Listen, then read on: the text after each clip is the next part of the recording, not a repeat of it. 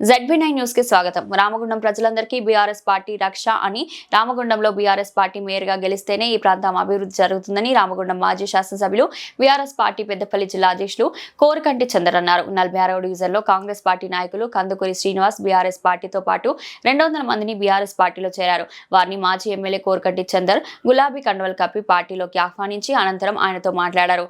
ఈ కార్యక్రమంలో నాయకులు మిర్యాల రాజిరెడ్డి, మూల విజయరెడ్డి, గోపు ఐలయ్య యాదవ్, పర్లపిల్లి రవి, నారాయణ దాసు, మారుతి, నడిపెల్లి అభిషేక్ రావు, నడిపెల్లి మురళీధర్ రావు, సింహాచలం రత్నాకల్, జక్కుల తిరుపతి, రవి, ఎంచెల్ల మహేష్ రాజ్ కుమార్ తదితరులు పాల్గొన్నారు.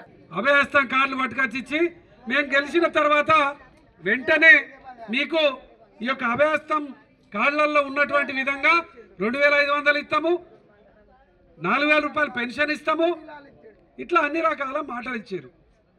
రేపు మళ్ళా మీ దగ్గరికి ఓట్లకు వస్తారు ఇదే కాంగ్రెస్ వాళ్ళు.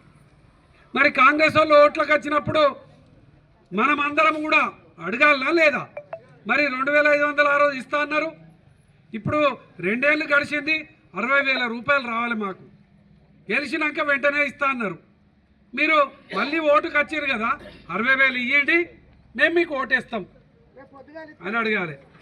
మరి 4,000 రూపాయలు పెన్షన్ పెంచుతా అన్నారు, కేసీఆర్ 2,000 ఇచ్చిండు.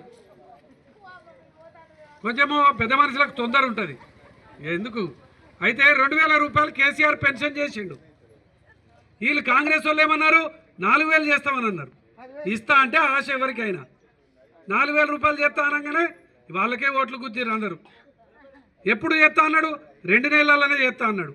2 ఏళ్ళు అయిపోయింది, 4,000 చేయలే. 4,000 చేస్తే ఇప్పటికీ ప్రతి ఒక్క ముసలి తల్లికి 96,000 వచ్చేటి. మరి ఆ 96,000 ఇస్తేనే మీ కాంగ్రెస్ వాళ్ళకి ఓటేస్తామని కాంగ్రెస్ వాళ్ళు వాళ్ళన్నా ఓటు వచ్చి అడిగితే చెప్పాలి, అడగాలి లేదా? అడగాలి. మరి అప్పుడు ఎన్నికలప్పుడు వచ్చి హామీ ఇచ్చారు కదా, ఇచ్చినటువంటి హామీనే అడుగుతాం. అందుకోసమే మీరు మనకు సేవ చేసేటువంటి నాయకుడిని గెలిపించండి, మనకు అందుబాటులో ఉండేటువంటి నాయకుడిని గెలిపించండి.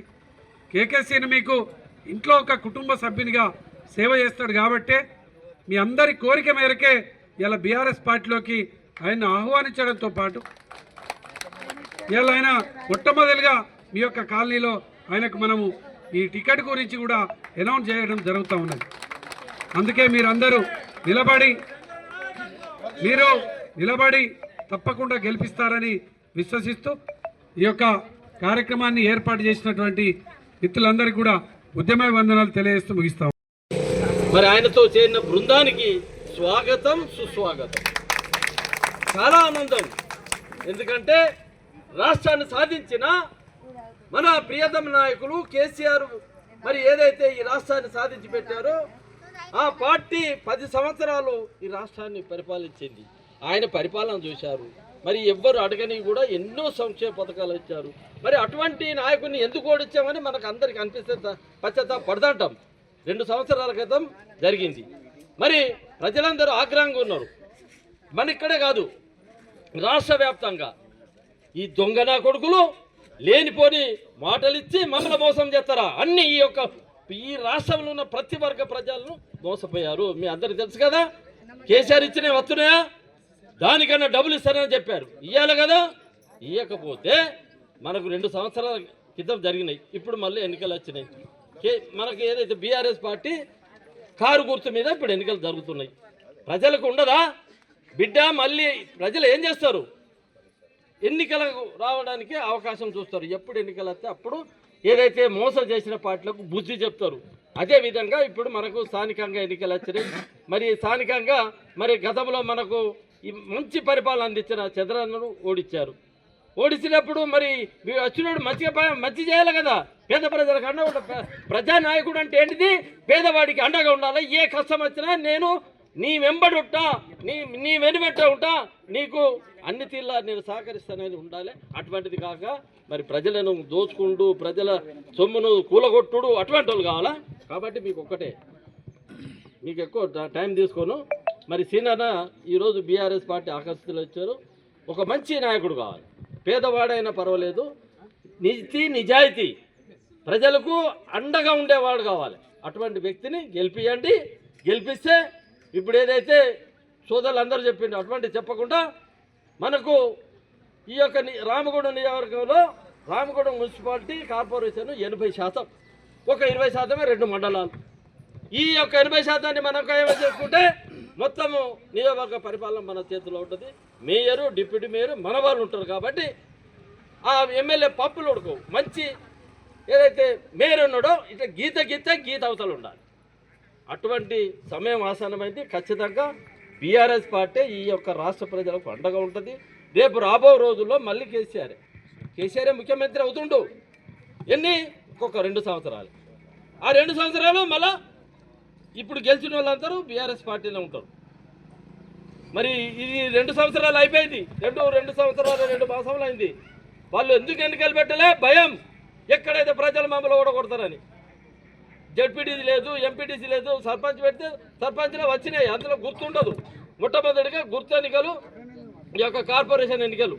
ఈ కార్పొరేషన్ ఎన్నికలు 60 డివిజన్లలో ఖచ్చితంగా మళ్ళీ కేసీఆర్ ముఖం చూసి కేసీఆరే కావాలన్న ప్రజలందరూ ఖచ్చితంగా కేసీఆర్కి పట్టం కడతారు. కాబట్టి మీరు కూడా మరి యొక్క 46 డివిజన్లో ఖచ్చితంగా సీనన్నను అతి పెద్ద మెజార్టీతో గెలిపిస్తే మేము కూడా మీ అండగా ఉంటాం. మీ యొక్క డివిజన్లో ఉన్నాం, పెద్ద పడి ఉంటాం.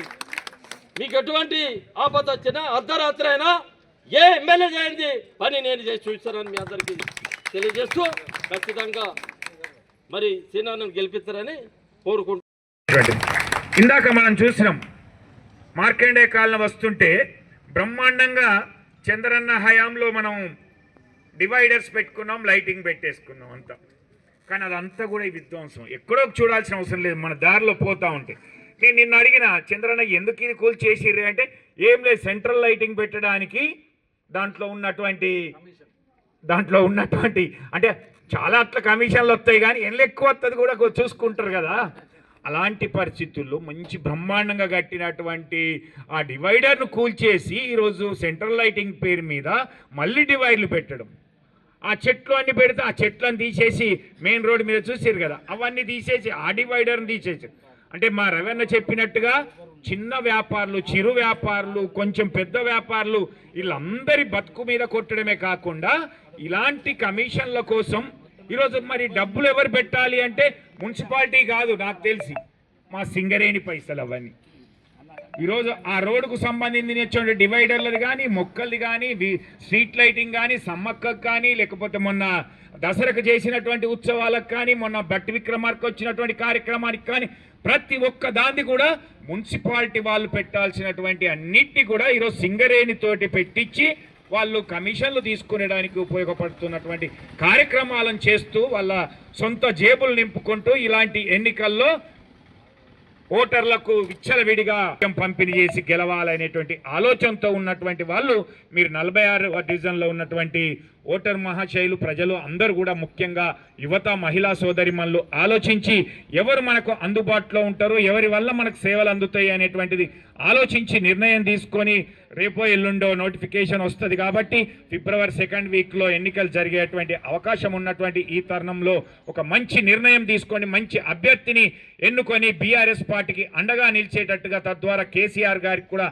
అండగా నిలిచి రాబోయే రోజుల్లో మన పథకాలు అన్నీ కూడా మనకు వచ్చేటట్టుగా చేసుకోవాల్సినటువంటి బాధ్యత మనపై ఉన్నదని మీకు గుర్తు చేస్తూ మళ్ళొకసారి కేకే సీనన్నను 46వ డివిజన్ నుంచి బీఆర్ఎస్ పార్టీ అభ్యర్థిగా కారు గుర్తుపై ఓటు వేసి గెలిపించాల్సిందిగా మీ అందరినీ కోరుతున్నాను. జై